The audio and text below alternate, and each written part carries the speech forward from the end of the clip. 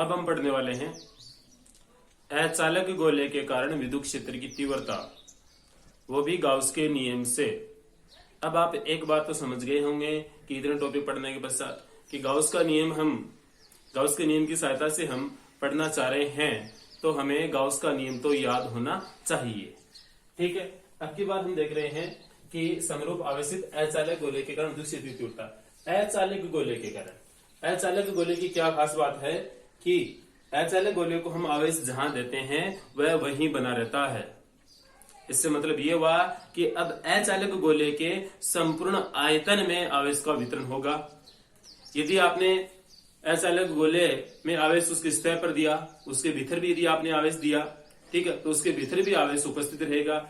जैसे कि आप किसी अचालक गोले को बना रहे थे, जैसे मैंने पहले इतना बनाया अचालक गोला, उसको यहाँ पर आवेश दिया, फिर और बना दिया और ऊपर आवेश दिया, फिर और थोड़ा गोला बड़ा बनाया, तो उसको हम लगातार आवेश देते गए उसको बनाते समय। ठीक है, तो वह आवेश उसके संपूर्ण आयतन में विद्यमान रहेगा, न कि उसके बाह्य पृष्ठ पर। ठीक है, तो इस बात को आपको भली भांति समझना है कि उसके आयतन में आवेश का विद्यमान होना। ठीक है, अब सेम वही माना कि क्या क्या लिख सकते हैं आप इसके लैंग्वेज में। माना कि कैपिटल आर त्रिज्या का एक आवेशित अचालक गोला है जिसको हम क्यू आवेश देते हैं और आवेश उसके संपूर्ण आयतन में विद्यमान रहेगा, उसके संपूर्ण आयतन में विद्यमान रहेगा।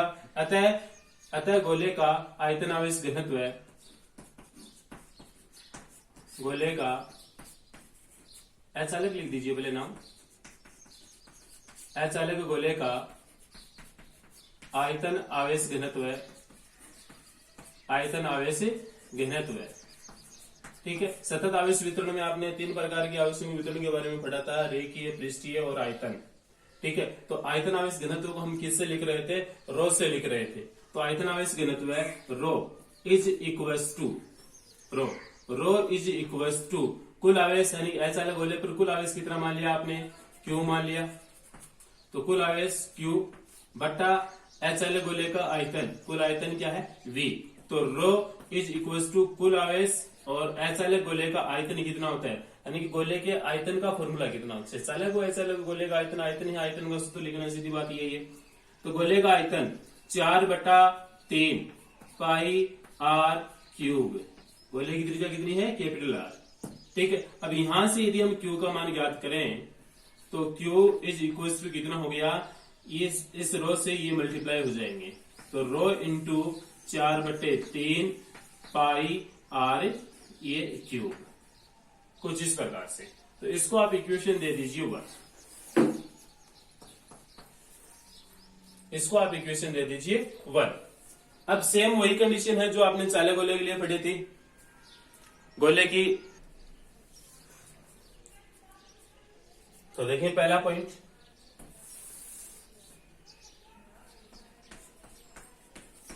अचालक गोले के बाहर विद्युत क्षेत्र की तीव्रता। तो यहां पर small r is greater than capital R, small r का मान ज्यादा है गोले की त्रिज्या से। ठीक है, तो हमने एक अचालक गोला मान लिया, ये इसकी त्रिज्या मान ली कैपिटल आर, इसका केंद्र है ये। अब इसके संपूर्ण आयतन में आवेश विद्यमान रहेगा। तो कहने का मतलब अब यहां हम बाहर इस प्रकार से आवेश रिप्रेजेंट न करके इसके पूरे आयतन में आवेश को हमें दर्शाना है, तो हम इस प्रकार से इंटीग्रेट करेंगे। इसका मतलब है कि इस अचालक गोले के संपूर्ण आयतन में क्या है? आवेश विद्यमान है। प्लस प्लस का चिन्ह लगा रहा हूं, इसका मतलब क्या है कि ये गोला है धन आवेश से आवेशित है। ठीक है, अब हमें क्या करना है? गोले के बाहर विद्युत क्षेत्र की तीव्रता ज्ञात करनी है। तो हम स्मॉल आर दूरी पर गोले के बाहर, गोले के केंद्र से स्मॉल आर दूरी पर कोई एक बिंदु P लेते हैं और P पर हमें क्या करना है? विद्युत क्षेत्र की तीव्रता यानी कि E का मान ज्ञात करना है। ठीक है, तो धन आवेश के कारण यहाँ पे विद्युत क्षेत्र की तीव्रता की डायरेक्शन होगी, वो क्या होगी? आवेश से दूर की ओर यानी कि बाहर की ओर, ये आपका E सदिश। अब हम एक स्मॉल आर त्रिज्या के एक गोलीय गाउसीय पृष्ठ की कल्पना करते हैं। तो स्मॉल आर त्रिज्या के गोलीय गाउसीय पृष्ठ की कल्पना करते हैं। तो ये आपका क्या है, गाउसीय पृष्ठ है। और अब इस गाउसीय पृष्ठ में उपस्थित कुल आवेश कितना है, उतना ही है जितना इस गोले पर है। तो गोले पर कितना है, मैंने मान लिया कि क्यू है। अब यहाँ पर एक छोटा सा क्षेत्रफल अल्पांश लेते हैं, किस पर, इस गाउसीय पृष्ठ पर। तो क्षेत्रफल ये यहाँ पर मैंने एक छोटा सा भाग ले लिया और इसका क्षेत्रफल कितना है, DA है। और अब यहाँ पर इस पर एक लंब डालेंगे, यानी कि क्षेत्रफल सदिश की कल्पना करेंगे। यहाँ पे लंब डालेंगे इस लाइन पे, तो लंब किधर डलेगा, इधर ही। तो ये क्या होगी, इसका क्षेत्रफल सदिश DA की डायरेक्शन भी वही है। तो E और DA इन दोनों के मध्य थीटा इज इक्वल टू कितना है, 0 डिग्री। कहने का मतलब है आप अभी प्रकार इस भाग को छोड़कर बाकी वही पढ़ रहे हैं जो चालक गोले में आपने पढ़ा था। अब देखिए गाउस प्रमेय से या गाउस नियम से भी लिख सकते हैं आप, कोई दिक्कत नहीं है। गाउस प्रमेय से यानी गाउस का फॉर्मूला लिखना है, close integration EDA cos theta is equal to summation Q upon epsilon naught. तो यहां पर थीटा इज इक्वल टू क्या है, E और DA के मध्य बना कोण, E और DA के मध्य बना कोण थीटा इज इक्वल टू कितना है, 0 डिग्री। तो ये 0 डिग्री वह समेशन Q यानी कि इस गाउसीय पृष्ठ के भीतर जो आपको डैश डैश दिखाई दे रहा है ना, इस गाउसीय पृष्ठ के भीतर उपस्थित आवेश कितना है, Q है। ठीक है, तो summation Q is equal to Q। ये दोनों मान आपको इस इक्वेशन में रखने हैं, इस इक्वेशन में रखने हैं। तो इस इक्वेशन में रखने पर क्या हो गया, कुछ इस प्रकार से आगे देखें आप। ये close integration EDA cos theta की जगह क्या रखना है, 0 डिग्री। तो ये 0 डिग्री रख दिया, is equal to summation Q की जगह क्या रखना है, आपको Q रखना है। तो रख दीजिए Q अपॉन एप्सिलॉन नॉट। कुछ इस प्रकार से cos 0 का मान कितना होता है, 1 होता है। तो रख दीजिए आप। तो क्लोज इंटीग्रेशन EDA cos 0 का मान 1। तो इस प्रकार से इक्वेशन आई और Q अपॉन एप्सिलॉन नॉट। अब E का इंटीग्रेशन होगा नहीं, तो इंटीग्रेशन के साइन को हम आगे ले लेते हैं, एक बार एक स्टेप और लिख देते हैं, या सीधा करें तो भी कोई दिक्कत नहीं है। तो close integration DA is equal to Q upon epsilon naught. परंतु DA क्लोज इंटीग्रेशन DA, इसका मतलब यह है कि हमें अब इस पूरे गाउसीय पृष्ठ का क्षेत्रफल चाहिए। और गाउसीय पृष्ठ एक गोले के रूप में है और गोले के क्षेत्रफल का सूत्र क्या होता है, 4πr²। बट इस गोले की त्रिज्या कितनी है, स्मॉल r। तो हम क्या लिखने वाले हैं, सावधानी से देखें आप। परंतु close integration DA is equal to 4πr²। यह वैल्यू आप यहां पर रख दीजिए। तो क्या हो गया, E dot 4πr² is equal to Q upon epsilon naught. हमें तो E का मान ज्ञात करना है। E क्या है, अभी कुछ बच्चों को पता नहीं चल रहा है तो देख लें। E विद्युत क्षेत्र की तीव्रता है। तो E is equal to 1 upon 4π epsilon naught Q upon r²। कुछ बच्चे नहीं समझते हैं, कुछ बच्चे इधर से इधर लेकर आना नहीं समझते, वो इसको ध्यान से देखें। E को मैंने E रखा, इस 4π एप्सिलॉन नॉट को बराबर के साइन से आगे लेके जा रहा हूं, तो बराबर का चिन्ह लगा दिया। अब इसको आगे लेके जा रहा हूं, तो यहाँ गुणा में है तो इधर जाके किस में आ गया, भाग में। तो मैंने नीचे भाग में लिख दिया 4π और ये r²। ठीक है, नीचे एप्सिलॉन नॉट है तो एप्सिलॉन नॉट भी नीचे लिखा और ऊपर यहाँ कुछ नहीं है तो मैंने लिख दिया 1 और इसको साइड में आगे लिख दिया Q। यहाँ पे 1 क्यों लिखा है, यहाँ से था मैं Q भी लिख सकता था, कोई दिक्कत नहीं है। बट ये किसका मान है, K का। तो K का मान हम अलग से दर्शाने के लिए कुछ इस प्रकार से लिखना उचित समझते हैं। ठीक है, तो ये है कि अचालक गोले के बाहर विद्युत क्षेत्र की तीव्रता E का सूत्र है, E का फॉर्मूला है। इसको आप डायरेक्ट याद रख सकते हैं। अब यहाँ पर भी मैंने यहाँ पर भी यही फॉर्मूला है जो आपने इससे पहले वाले में पढ़ा था गोले के बाहर, और ये चैप्टर नंबर 1 में भी आया था, बिंदु आवेश के कारण विद्युत क्षेत्र की तीव्रता का मान ज्ञात करना। इसको आप इक्वेशन नेक्स्ट देने का प्रयास करें, कितना है 2। तो इक्वेशन 2। ठीक है, अब एक चीज और कि यदि हम ये E का फॉर्मूला Q के रूप में न ज्ञात कर इसके आवेश घनत्व के रूप में ज्ञात करें, और यहाँ पर आवेश घनत्व कौन सा है, आयतन आवेश घनत्व है, यानी कि किसके रूप में ज्ञात करें, रो के रूप में ज्ञात करें।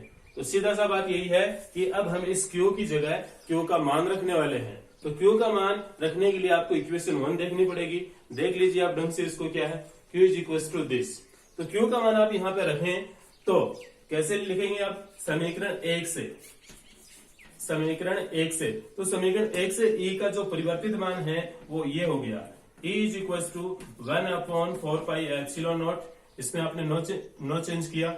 अब यहां पर Q कीजिएगा वो उतना ताम जहां लिखना है आपको, तो रो गुणा 4π इंटू R क्यूब, और बट्टे में क्या है 3, तो मैं लिख रहा हूं 3, और इसका ये R स्क्वायर हमने यहां पे लिख दिया। 4π से ये 4π कैंसिल, तो 4π से ये 4π कैंसिल हो गया, तो क्या बचा E इज इक्वल टू ऊपर क्या है रो, एक तो रो बचा, 4π कैंसिल हो गया, और ये R क्यूब, तो ये R क्यूब बट्टा नीचे क्या बचा, एक तो एप्सिलॉन नॉट 3 और R स्क्वायर, तो पहले 3 लिखूं मैं, तो 3 एप्सिलॉन नॉट, और ये क्या है R स्क्वायर, तो मैंने लिख दिया R स्क्वायर। ये इतना मान हो गया किसका, विद्युत क्षेत्र की तीव्रता। हाँ, गोले के बाहर, तो बाहर के लिए हम शॉर्टकट में यहां पर लिख सकते हैं आउट, ताकि ये सूत्र आपको कोई न्यूमेरिकल में याद न्यूमेरिकल करने हैं तब आप उसको आप डायरेक्ट लिख सकते हैं।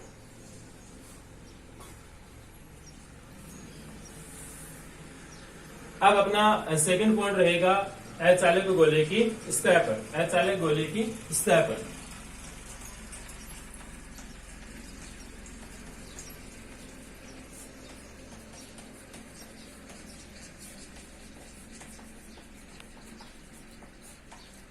सतह पर E का मान, और सतह पर क्या है, small r is equal to capital R आपको लिखना है। ठीक है, अब देखिए यहां पर समीकरण 2 से, और एक इसको समीकरण 3 नहीं डाला, इसको दे दीजिए समीकरण 3। तो समीकरण 2 से, यानी कि समीकरण 2 में स्मॉल r बराबर कैपिटल R रखने पर, तो रखने पर क्या हो गया, रखने पर स्मॉल r का मान हमने कैपिटल R कर दिया, तो E आउट की जगह क्या हो जाएगा, E surface ES 1/4πε0 Q upon small r की जगह कैपिटल R, तो कैपिटल R का स्क्वायर। इक्वेशन नेक्स्ट डालिए इसको 4। फिर अब यहां पर भी हम इस इक्वेशन को भी सतह पर लेकर आना चाहें तो इसमें भी आप मान रख दीजिए। तो ये क्या है, मैं अगेन यहां पर भूल जाता हूं, ये समीकरण 2 लिख ले भाई। समीकरण 3 में स्मॉल r बराबर कैपिटल R रखने पर, तो ये भी ES का फॉर्मूला है, 2 फॉर्मूले हैं 2 अलग अलग रूप में, तो यहां पर भी स्मॉल r की जगह क्या रखना है आपको, कैपिटल R। तो ES rho R cube upon 3 epsilon naught, और इस स्मॉल r की जगह क्या रखना है, कैपिटल R। स्क्वायर है तो इस पर भी स्क्वायर लगाएं, एक कैंसिल हो गया, तो ES is equal to rho upon ये rho R upon 3 epsilon naught. ठीक है, इस प्रकार से गोले की सतह पर है E सरफेस। अब हम पढ़ने वाले हैं अचालक गोले के भीतर।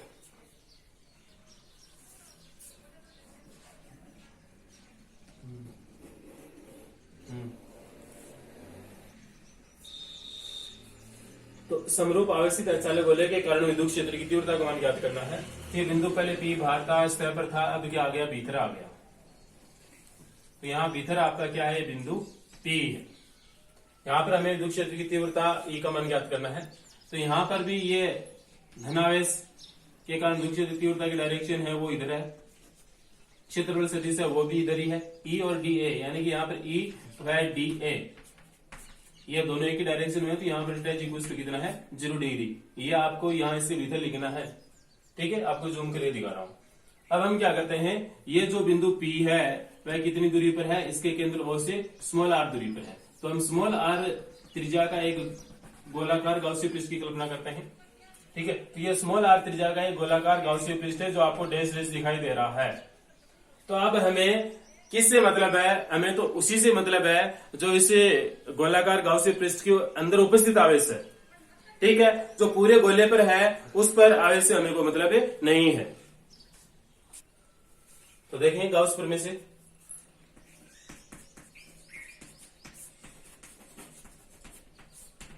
गाउस प्रमेय से। बट आपको एक चीज ध्यान रहे कि ये जो अंदर वाला भाग है उसमें उपस्थित आवेश कितना है, वो एक सरलता के लिए हम मान लेते हैं कितना है, क्यू डेस है। तो गाउस प्रमेय से तो close integration E D A cos theta is equal to summation Q upon epsilon naught. यहाँ पे थीटा इज इक्वल टू कितना है, 0 डिग्री, व समेशन क्यू यानी कि इसे डॉट डॉट जो गाउसीय पृष्ठ है, गाउसीय पृष्ठ के भीतर कुल उपस्थित आवेश कितना है, हमें तो उससे मतलब है, बाहर वाले से नहीं मतलब है कि कितना है, क्यू डेस। तो समेशन क्यू की जगह हम कितना रखने वाले हैं, क्यू डेस। अब इन दोनों की जगह ये वाला cos 0 का मान रखेंगे तो ये सीधी सीधी बात ये आ गई कि close integration D A is equal to Q days upon epsilon naught. यहाँ तक किसी को दिक्कत नहीं होनी चाहिए क्योंकि हम तीसरी बार ये सेम इक्वेशन लिख रहे हैं, ठीक है। अब यहाँ पर ये क्लोज इंटीग्रेशन डी ए, इसका भी फॉर्मूला वही है कि क्लोज इंटीग्रेशन ये इस पृष्ठ के लिए, और इस पृष्ठ की त्रिज्या कितनी है, स्मॉल आर है, तो उसका पूरा क्षेत्रफल यानी गोला है तो गोले का क्षेत्रफल क्या है, ठीक है। तो close integration D A is equal to यहाँ पर भी क्या रहेगा, 4 पाई स्मॉल आर स्क्वायर, परंतु करके लिख लें इसको भी आप। तो यहाँ पर हम सीधा मान रख दें तो ए का मान क्या हो गया, A dot 4 pi R square is equal to Q days upon epsilon naught, यानी कि ए का मान ये हो गया, A is equal to 1 upon 4 pi epsilon naught Q days upon R square, ठीक है। आप अपनी कॉपी में इसको सरल करके इस प्रकार से ये वाला आंसर लेकर आ सकते हैं। इसको आप इक्वेशन दे दीजिए। नेक्स्ट यहाँ पर ये इक्वेशन, लास्ट इक्वेशन में जो आपने नहीं डाली थी उसको मैं दे रहा हूँ 5 और इसको दे रहे हैं हम 6 दे रहे हैं। इक्वेशन ये आपके पास में 6 है, बट हमें यहाँ पर जो क्यू का मान है वो क्यू डेस न लिखकर क्यू डेस का हमें मान ज्ञात करना है। आपने छोटी क्लासों में जो मैथमेटिक्स पढ़ी थी कि एक पेन का मूल्य इतना रुपया है तो इतने पेन का मूल्य कितना रुपया हो जाएगा, या इतने पेनों का मूल्य इतना रुपया है तो एक पेन का मूल्य कितना रुपया हो जाएगा, कुछ इस प्रकार की मैथमेटिक्स आप इधर देखें। इसको मुझे क्या बताएं ये क्यू आवेश है कितने आयतन में है, इस पूरे वाले गोले के आयतन में है, तो पूरे वाले बड़े वाले गोले का आयतन कितना है, 4/3 पाई आर क्यूब आयतन में आवेश, यानी कि इस बड़े वाले पूरे गोले में जो आपके पास ऐसा वाला गोला है उसमें कुल उपस्थित आवेश कितना है, क्यू। तो कुल उपस्थित आवेश कितना है, क्यू।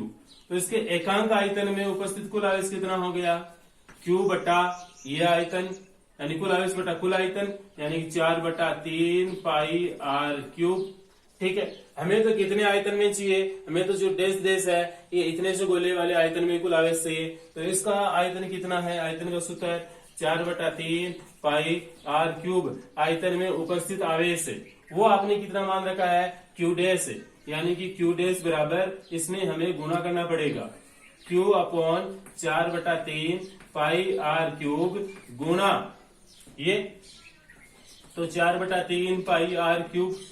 तो यहां पर क्यू डेस का मान कितना आ गया, क्यू डेस का मान कितना आ गया, क्यू बटे ये कैंसिल, पाई से पाई कैंसिल, तो ऊपर तो बचा आर क्यूब और नीचे क्या है, कैपिटल आर क्यूब। इसको आप इक्वेशन दे दीजिए 7 है। अब ये जो क्यू डेस का मान है इक्वेशन 6 में रखना है, इस क्यू डेस की जगह, इस क्यू डेस की जगह रखना है। तो इस क्यू डेस की जगह रखने पर क्या हो गया, A is equal to 1/4 pi epsilon naught, Q dash की जगह ये वाला मान रख दीजिए, क्यू अपॉन आर क्यूब, और नीचे आर क्यूब है ये, और ये इस प्रकार से आर, ये आर स्क्वायर और ये आर कैपिटल आर क्यूब, ये कैपिटल आर क्यूब। इस स्मॉल आर स्क्वायर से ये आर क्यूब यहाँ 2 घात इसकी कैंसिल हो गई, ये बचा। तो A is equal to 1/4 pi epsilon naught, और इसको हम लिख दें क्यू आर अपॉन ये आर क्यूब, इस प्रकार से बच गया। अब यहां पर यदि हम क्यू का मान रखना चाहें या फिर क्यू का मान रो के रूप में लिखना चाहें तो हम रो के रूप में भी लिख सकते हैं, समीकरण 8। तो समीकरण 1 क्या थी वो अभी यहाँ पर लिख रहा हूं, मैंने यहाँ पर मिटा दी थी, यहाँ पे लिखी हुई थी। समीकरण 1 ये थी कि Q is equal to rho into 4/3 pi r cube, समीकरण 3 ये थी। तो Q का मान हमें यहाँ पर ये वाला मान यहाँ पे रखने वाले हैं, तो क्या हो गया, E is equal to 1/4 pi epsilon naught, इस Q की जगह ये वाला Q का मान रखें सीधा सीधा, तो रो इंटू 4/3 पाई और ये आर क्यूब, और ये आर स्मॉल आर पहले से है, और ये आर क्यूब, जो कट रहा है उसको काट दीजिए, 4 पाई, तो 4 पाई कैंसिल, आर क्यूब तो आर क्यूब कैंसिल, बचा क्या वो लिखना है, एक तो एप्सिलॉन नॉट और ऊपर क्या बच गया स्मॉल आर, नीचे क्या बचा, ये नीचे 3 है वो नीचे चला जाएगा, यहाँ पे 3 लिख रखा मैंने, ये 3 और ये एप्सिलॉन नॉट, ये हो गया। तो ये विद्युत क्षेत्र की तीव्रता किधर है, इस अचालक गोले के भीतर है, इस अचालक गोले के भीतर है, तो इसको हम क्या लिख दें, ए इन, ये लो जी ए इन, ए इन मान इतना हो गया। अब इसमें एक लास्ट पॉइंट एक और भी पढ़ सकते हैं, गोले के केंद्र पर, गोले के केंद्र पर विद्युत क्षेत्र की तीव्रता का मान ज्ञात करना। तो गोले के केंद्र पर, तो नंबर 4 लगा कि यहाँ पे हम लिख सकते हैं कि गोले के केंद्र पर,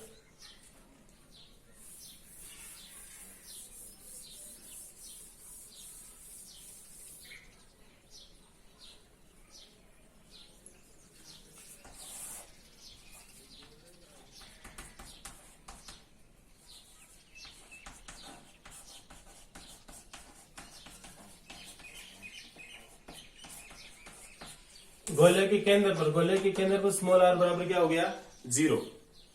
गोले के केंद्र पर स्मॉल आर बराबर क्या हो गया, 0, क्योंकि ये पहले बिंदु P बाहर था, सतह पर, फिर भीतर, अब कहां आ गया, केंद्र पर आ गया। तो केंद्र पर आते ही स्मॉल आर का मान क्या हो गया, 0। ये मान यहां पर रखना है, इसको आप इक्वेशन दे दीजिए 9।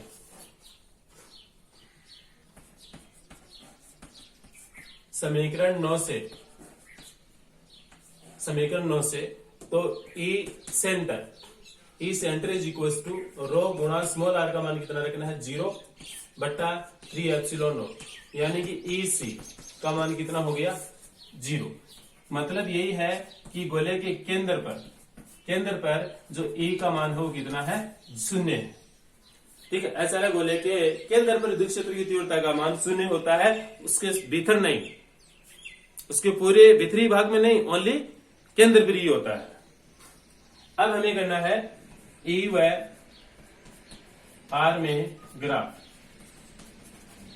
ई व आर में ग्राफ, वो अलग अलग कंडीशन के लिए क्या रहेगा, अलग अलग रहेगा मान।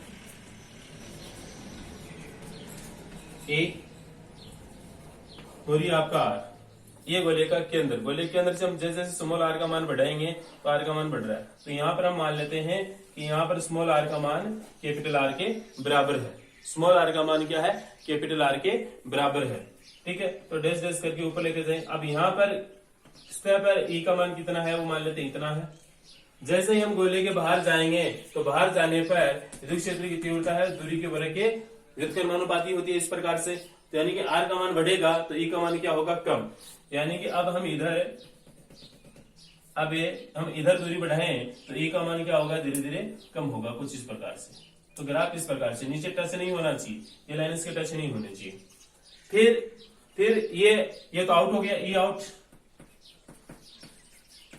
समानुपाती 1/r²।